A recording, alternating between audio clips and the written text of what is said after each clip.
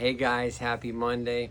Hey, the verse for this week comes out of John 15, where Jesus is talking about the passage of abiding in him. And in verse 2, he says this. He says, "Every branch that does not bear fruit, I will cut away. And the branches that do bear fruit, I will prune or purge."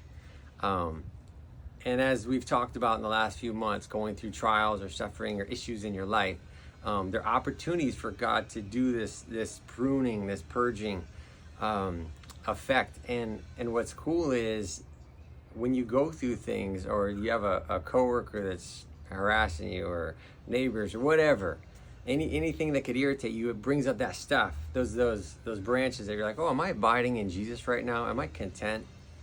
Am I joyful? Am I dealing with the things that are surrounding me, my circumstances, in light of who God is and what he provides? And so I know for me, there's been areas where God has pinpointed and said, hey, this is not a fruitful area. We need to get rid of that. It's not doing any good. And he'll cut it out. But there's other areas as well where he will say, I'll think like, hey, I'm fine here.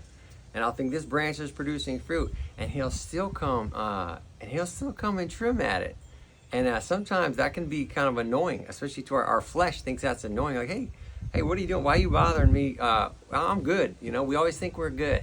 And what's so sweet about Jesus is even the areas we think we're good, if we surrender to him, he'll come in, he'll trim things out in order for us to have greater fruitfulness.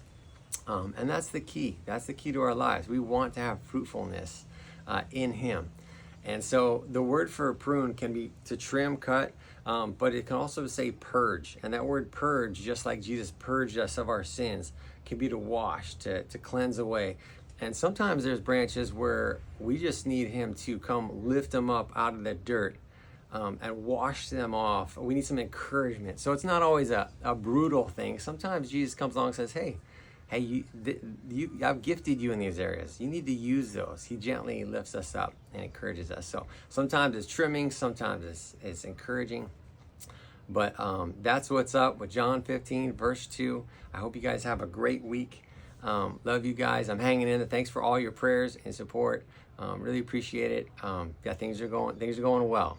Good days and bad days, but trying to trust Jesus and let him do whatever he has to do. So I hope you're encouraged. Have a great week. Put him first.